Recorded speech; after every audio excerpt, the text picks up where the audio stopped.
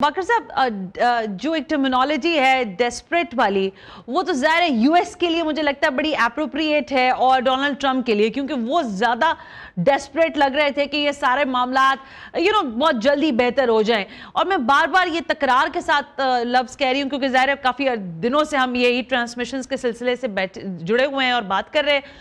Iran के पास खोने को कुछ नहीं है। 47 साल में सेंशंस उसने बर्दाश्त की हैं, यूरेनियम की इनरिचमेंट के मामलात पर पूरी दुनिया के साथ बिलखुसूस उस तरह के ज़ाहिर उसके टर्म्स नहीं रहे, और बिलखुसूस अमेरिका के साथ तो नहीं रहे। तो अब उनके पास जब मुज़ाकरात की टेबल पर बैठना था तो वो ज़ाहिर अपनी टर्म्स एंड कंडीशंस पर बैठना था। लेकिन ये जो आबनाए हुर्मुज़ का पेचीदा बनाने का अमल है, ये मेरी दानिस्त में आप लोगों से गुफ्तगू कर करके मुझे समझ आया कि ये सारा क्योस तो क्रिएट ही डोनाल्ड ट्रंप की वजह से हुआ है।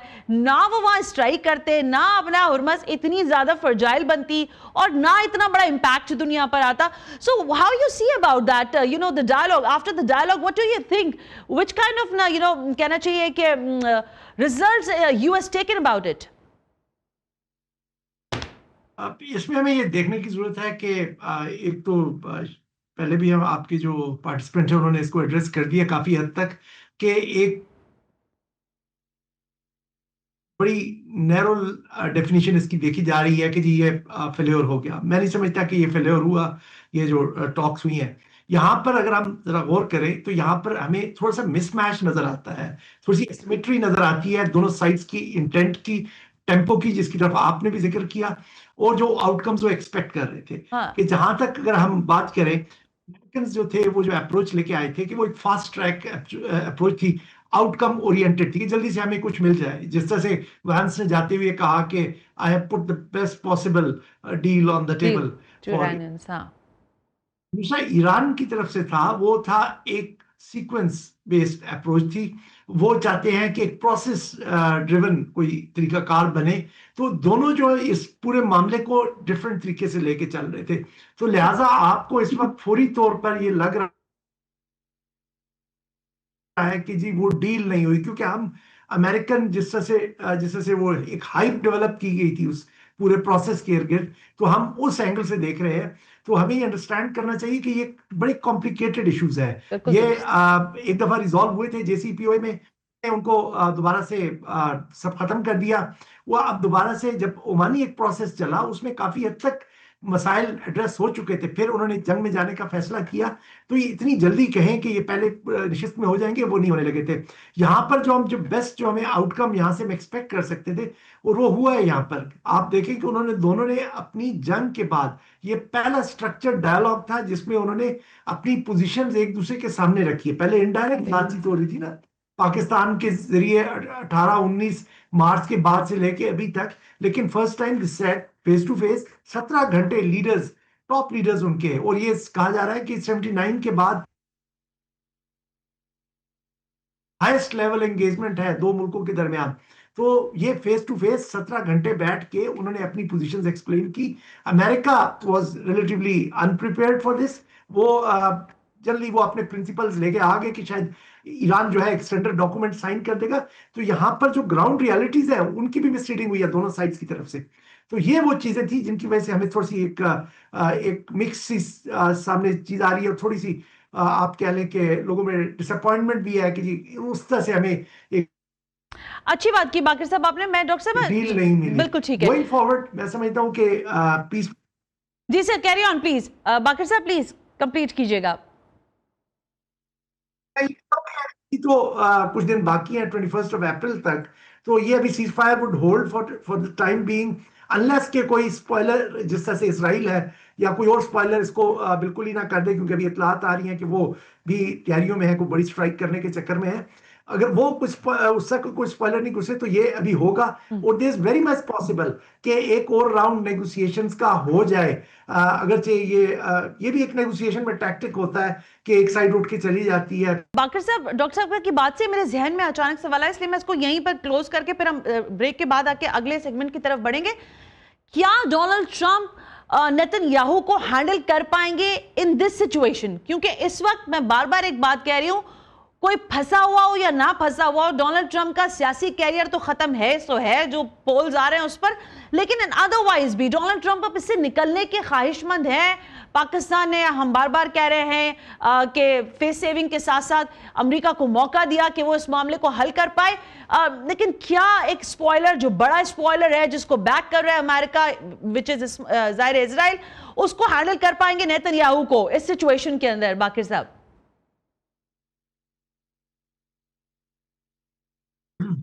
मेरे ख्याल में ट्रम्प अगर करना चाहे और उनके पास पॉलिटिकल विल हो या उनकी अपनी पर्सनल विल भी हो तो वो कर सकते हैं। अभी तक उन्होंने नेतन्याहू पे उस तरह का प्रेशर डाला नहीं है। जिस दिन आपने देखा है सीज फायर हुआ है तो उसके फौरन बाद उन्होंने लेबनान में अटैक्स अपने इंटेंसिफाई कर दिए। तकरीबन 100 अटैक्स पहले दिन में किया जिनमें बहुत हैवी कैजुअलिटी हुई। ईरान के तमाम तर प्रेशर डालने के बावजूद वो उनको अभी तक रेन इन नहीं कर सके।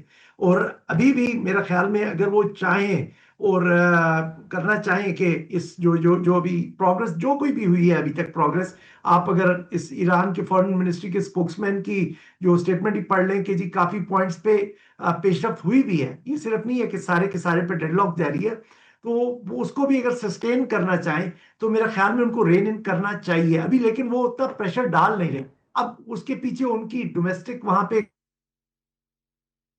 हाँ, कंप्लाइंस है। कॉन्स्टिट्यूएंसी की पॉलिटिक्स भी हो सकती है। आपको पता है कि अमेरिका में लॉबी जो है काफी स्ट्रांग है, ज्यूइश लॉबी, ज़ायनिस्ट लॉबी कह लें आप उसको, या उनकी पर्सनल कुछ कंसिडरेशंस है नेतन्याहू के बारे में जिसकी वजह से वो प्रेशर डाल नहीं रहे। अभी तक मुझे लग नहीं रहा। और अब ये र्यूमर्स हैं, I don't want to go into speculation, कि जब ये बातचीत हो भी रही थी, अगरचे ये हमें पता है कि व्हाइट हाउस पूरी तरह लूप में था, तो कहा यह जा रहा है कि नेतन्याहू को भी रेगुलरली ब्रीफ किया जा रहा था कि इस प्रोग्रेस पे, क्योंकि मतलब वो कहता है कि उससे बड़ी दस्तयास नहीं है, क्योंकि आपने देखा है कि नेतन्याहू ने काफी अनीस शो किया था कि जी मुझे शामिल किए बगैर ये बातचीत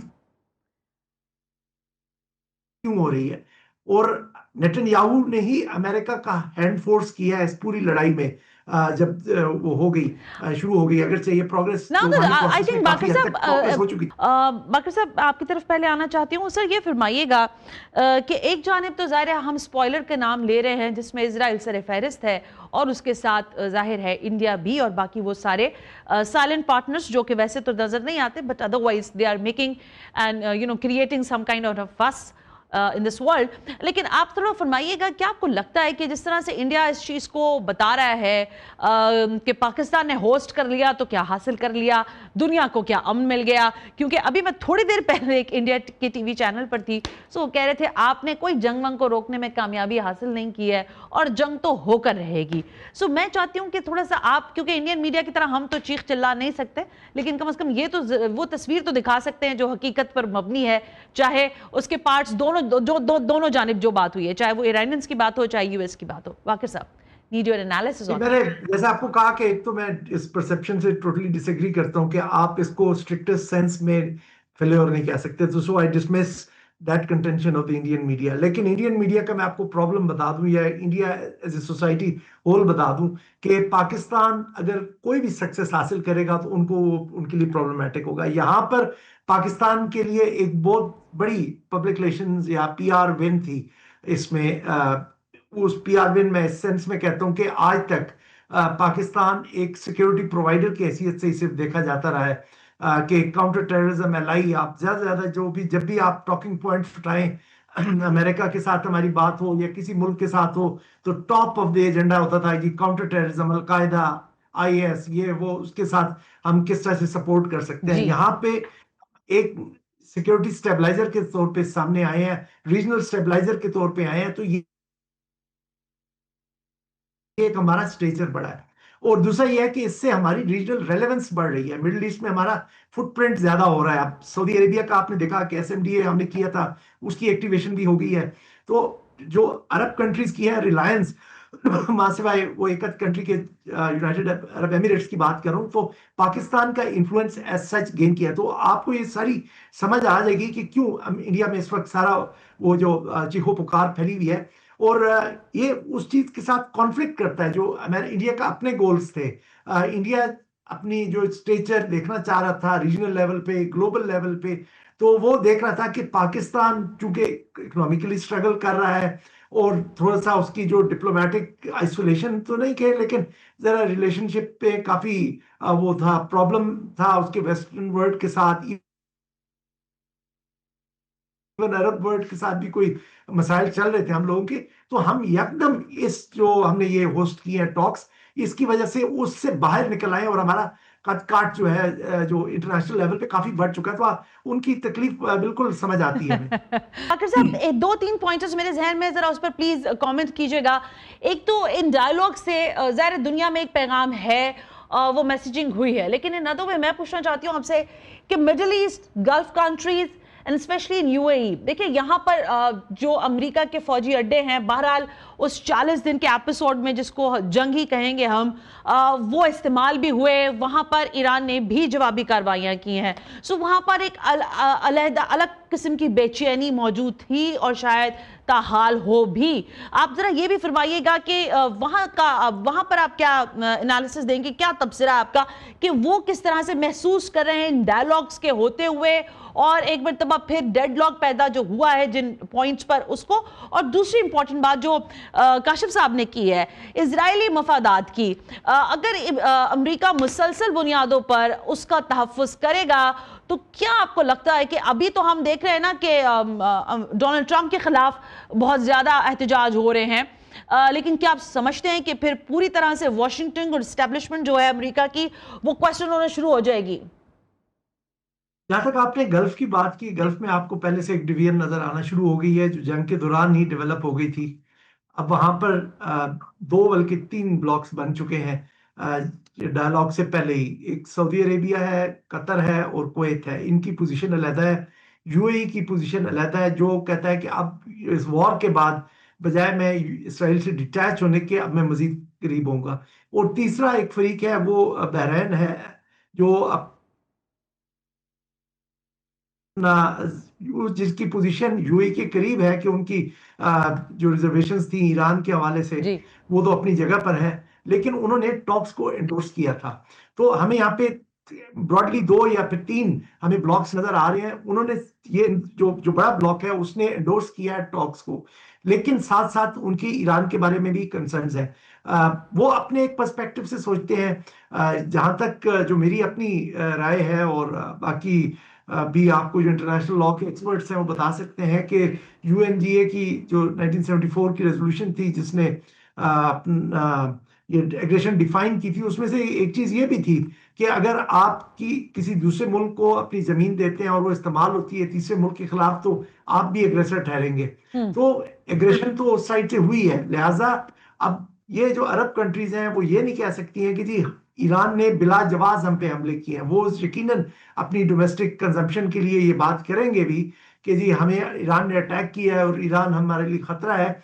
वो एक ट्रस्ट जो किसी तरह से बिल्ड हो रहा था ना, वो मैं समझता हूँ कि आपने जो चाइना के जो टॉक्स हुई थी, चाइना ने स्पॉन्सर की थी सऊदी अरेबिया और ईरान की, तो वो प्रोसेस रिवर्स हो गया है। वहां पर अब दोबारा से ट्रस्ट बिल्ड करने की जरूरत है। उसकी तरफ पहला कदम भी शायद पाकिस्तान की तवसत से हो चुका है। जब आपने देखा होगा कि you are right, foreign minister की और ईरानी फॉरेन मिनिस्टर की बात हुई है, ईरानियों की अपनी एक बैक चैनल ईरानियों के साथ चल रहा है। कुवैती जरा साइडलाइन पर है, बाकी रह जाएंगे बहरैन और यूएई। मेरा ख्याल में उनके साथ डील करने के लिए अब ईरान को, अगर ये जंग सेटल हो जाती है और ये सीज फायर परमानेंट हो जाता है और मजीद इसमें तनाव नहीं आता, तो कोई प्रोएक्टिव रोल करना चाहिए कि जो ब्रॉडर जो अरब कंट्रीज हैं वहां से जो कि बिल्कुल ही एक एक्सट्रीम पोजीशन ले रहे हैं, उनको एंगेज करें ताकि ये तनाव किसी तरह से कम हो जाए।